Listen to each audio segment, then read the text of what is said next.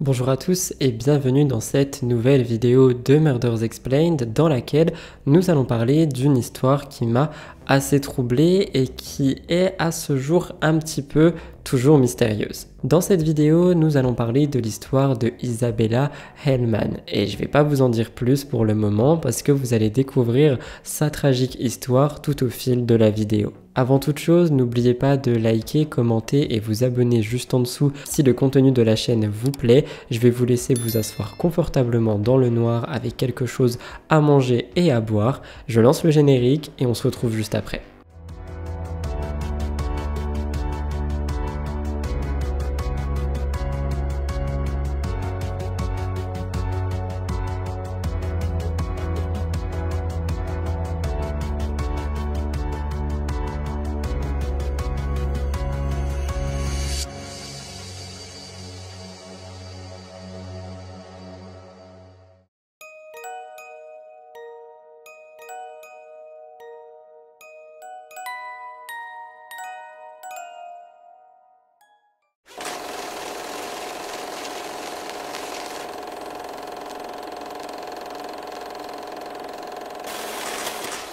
Notre histoire revient sur une tragédie qui s'est déroulée en mai 2017. En effet, Isabella Hellman et son mari Lewis Bennett étaient sur un catamaran avant que celui-ci ne coule. Ils venaient de se marier et c'est un drame qui est marquant. Lorsque le catamaran a coulé, Lewis a demandé de l'aide par la radio pour pouvoir s'en sortir et il a eu une réponse de la garde côtière américaine.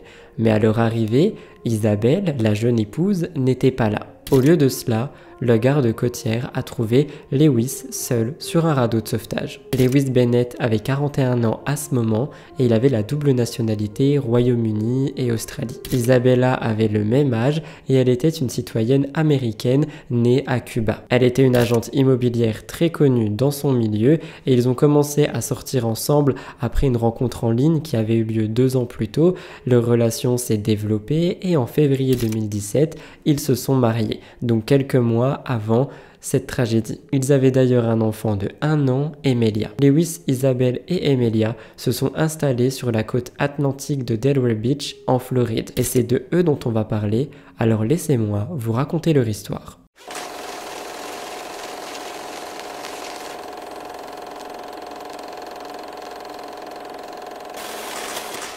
On le sait tous, les relations amoureuses, ce n'est jamais tout beau, tout rose. Et en effet, pour Lewis et Isabella, ils avaient eux aussi leur propre bas. On a pu recueillir des échanges SMS de Isabella avec Lewis qui ont été détaillés dans le dossier judiciaire. Et pour vous expliquer un petit peu la suite de cette histoire, je vais vous citer. Parfois, oui, je pouvais être une connasse et plus encore, mais tu dois changer d'attitude.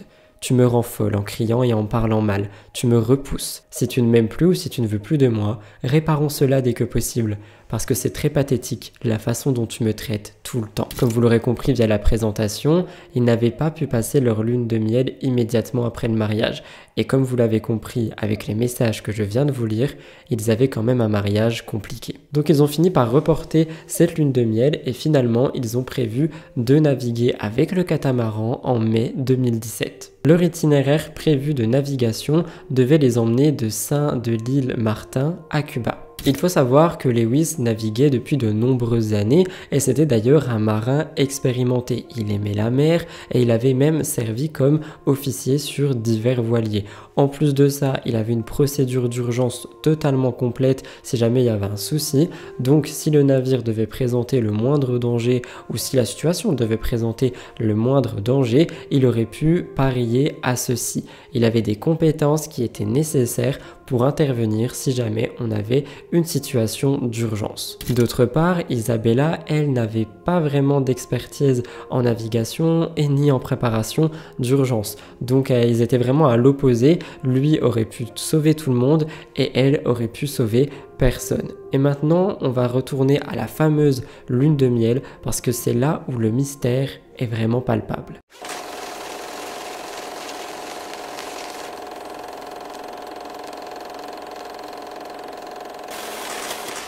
Comme je vous l'ai dit, Lewis avait pour habitude de naviguer en mer et il avait parcouru une grande distance de l'Australie juste avant que lui et Isabella ne partent à voile. D'ailleurs, je crois qu'on dit partent à la voile pour l'expression. Il venait de rentrer d'une excursion en mer, il était donc prêt à naviguer pour cette lune de miel et il était équipé et rodé plus que jamais. Emilia, la fille, devait rester en Floride avec la famille d'Isabella pendant que le couple n'était pas là et était en lune de miel. Isabella s'est donc rendue à Sainte-de-Martin pour rejoindre Lewis qui se préparait déjà à partir depuis le catamaran avec elle. Isabella a publié tout leur parcours sur Facebook. On pouvait lire « Avec Lewis à Porto Rico le 1er mai, aux îles Vierges britanniques le lendemain ». Elle donnait vraiment un compte-rendu de leurs vacances sur les médias sociaux. Le 14 mai, le couple poursuit les vacances à Cuba pour le prochain arrêt de leur aventure. Dans le récit de Lewis qu'il racontera à la police, en raison d'une grande fatigue, il s'est reposé à 20h le 14 mai et il a mis Isabella, qui est inexpérimentée je le rappelle, en charge du catamaran. Elle devait surveiller la conduite du bateau toute la nuit jusqu'à ce que Lewis se réveille. Lui, on rappelle que c'était un marin très expérimenté et il a dit qu'il dormait sous le pont aux petites heures du 15 mai lorsqu'il a entendu le bateau heurter quelque chose. Il a dit que le voyage l'avait tellement épuisé qu'il s'était retiré dans sa cabine et qu'il avait laissé Isabella prendre les commandes. Et moi je vous pose une question, mais qui fait ça si on sait qu'elle n'a aucune expertise? Même vous allez voir que le catamaran était en automatique, mais je pense que tu gardes quand même un œil dessus, tu pars pas autant de temps. Vous voyez ce que je veux dire? Donc je trouve que c'est assez bizarre. Dans les heures qui ont précédé la tragique mort par-dessus bord d'Isabella, elle avait été en communication avec ses proches via le téléphone qu'elle avait sur elle. Lorsque le drame s'est produit, le bateau était à environ 100 km au large de la côte de la Floride à Key West et il marchait sur pilote automatique. Enfin, il naviguait. Lewis, lui, a couru jusqu'au pont pour voir sa femme et il a voulu voir les dommages causés sur le catamaran.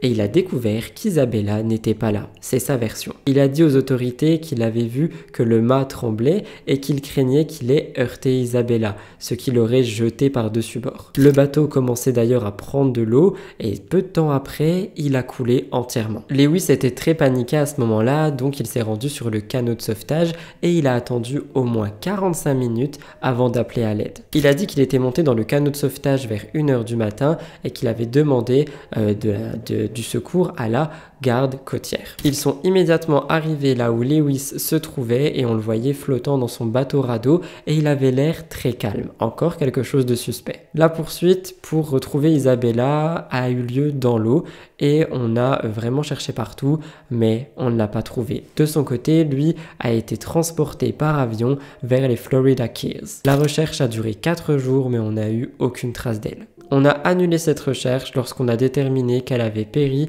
dans une tragédie à la mer. Peu de temps après l'arrêt de la recherche d'Isabella, Lewis a immédiatement renvoyé Emilia au Royaume-Uni pour vivre avec sa famille et il l'a laissée là-bas. Et après la disparition d'Isabella, la famille d'Emilia ne voulait pas qu'il prenne l'enfant, mais il ne pouvait rien y faire.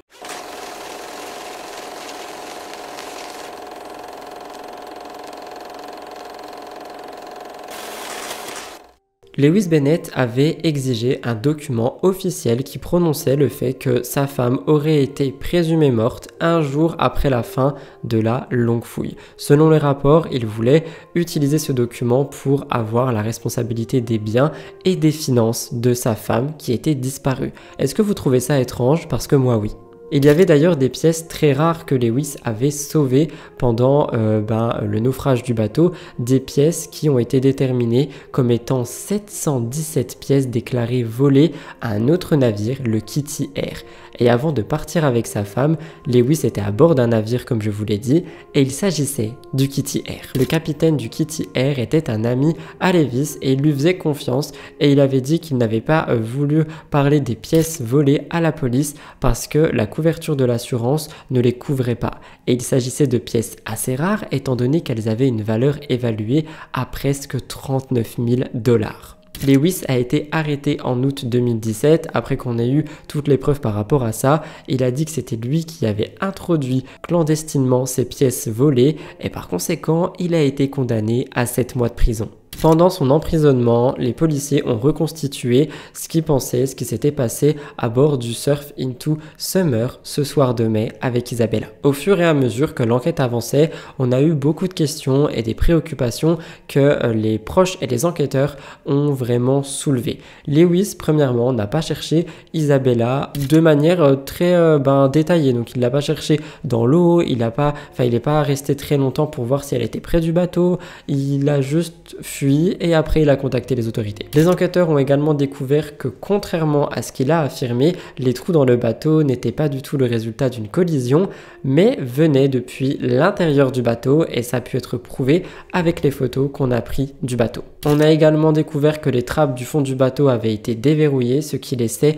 l'eau s'infiltrer à l'intérieur beaucoup plus rapidement. Isabella n'aurait pas pu causer les dommages aussi importants qui ont été relevés, même si elle avait gardé la garde à l'avant, parce qu'elle n'aurait jamais pu aller au fond du bateau faire des trous. Donc on commence à creuser et une enquête plus approfondie nous fait penser que peut-être l'argent était un facteur de motivation possible pour un crime. En effet, déjà la famille d'Isabella a tout de suite su que quelque chose n'allait pas ce soir-là. Ils ont donc décidé d'aller fouiller dans les conversations enregistrées entre lui et Isabella concernant l'héritage. Et on a appris que ces enregistrements avaient révélé beaucoup de choses sur ce qui se passait réellement. Il y a eu énormément de désaccords sur la façon d'élever Emilia entre Isabella et entre Lewis. Lewis voulait l'élever en Australie, Isabelle voulait rester aux États-Unis avec sa famille. C'était un couple qui était très tendu et qui se disputait absolument tout le temps de par leur situation qui était compliquée. Et quelque chose qui revenait souvent, c'était la situation financière. Le procureur a d'ailleurs expliqué l'accusé était motivé à tuer Isabella parce qu'il voulait mettre fin aux problèmes conjugaux de sa femme et hériter de toute la richesse de la famille. Ces faits se sont combinés pour former une circonstancielle convaincante selon laquelle l'accusé était motivé à assassiner Isabella. En plus de ça, Isabella était propriétaire du condo où vivait le couple, donc il aurait pu en hériter. Le juge a permis à l'accusation d'utiliser les conversations comme preuve dans le but de condamner Lewis pour le meurtre de sa jeune femme. Et quand je dis jeune femme, je veux dire qu'ils étaient mariés depuis pas très longtemps. Lewis était toujours en prison par rapport au Kitty Air et les procureurs de Palm Beach sont revenus pour officiellement l'accuser de meurtre au 2e degré pour sa femme. La famille d'Isabella, elle était ravie de voir les accusations qu'il y avait contre Lewis. Ils ont travaillé sans relâche pour avoir la garde de la petite fille. Ils ont même lancé une pétition sur le site change.org dans l'espoir de pouvoir ramener la petite à Palm Beach.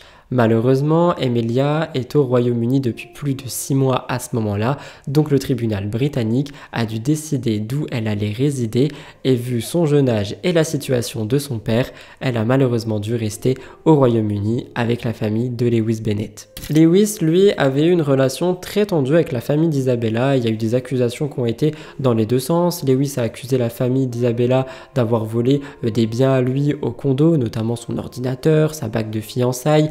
Et la famille d'Isabella, elle, a accusé Lewis du meurtre de leur fille. Un avocat de la famille d'Isabella a déclaré ceci: « Le cœur de ma cliente est brisé. Bien qu'ils le savaient déjà, qu'ils ont maintenant la confirmation qu'elle a été enlevée par son mari, Lewis. La douleur qu'il leur avait causée est insupportable et ne disparaîtra jamais. Et c'est sur ces paroles que je vous ouvre le procès. »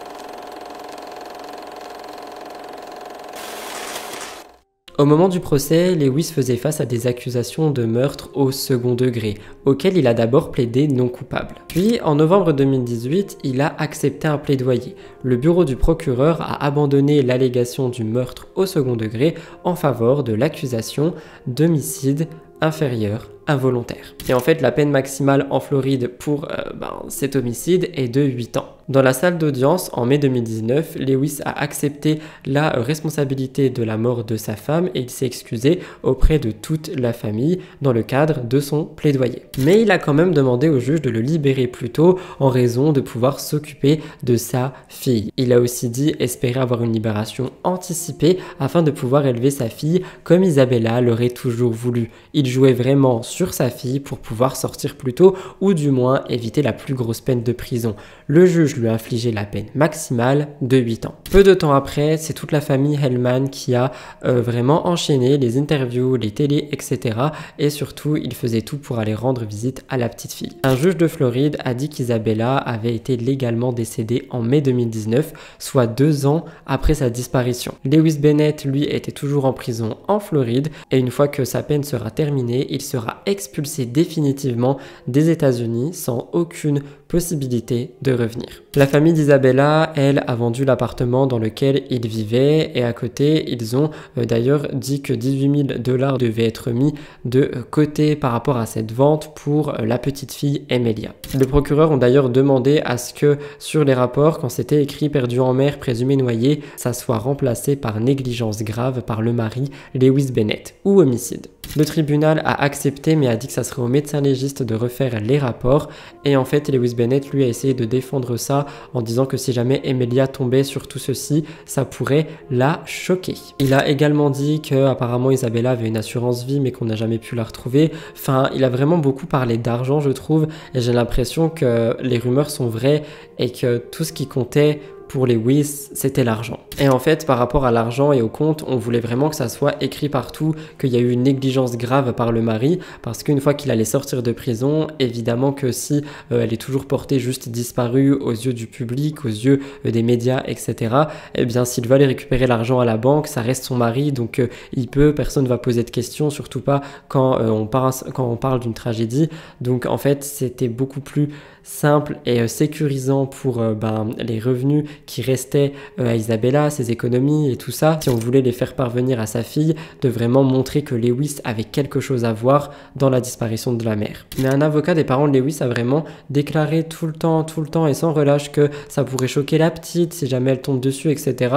Ce à quoi le procureur a répondu que quelques recherches sur internet lui donneraient également des réponses. Il terminera par dire « Le certificat de décès ne dit pas qu'il l'a étranglé, qu'il l'a jeté par-dessus bord. Il est simplement dit « négligence grave ». De quoi protéger l'argent de Isabella, parce que comme vous l'aurez compris, on pense tous que celui-ci était l'objet de ce crime.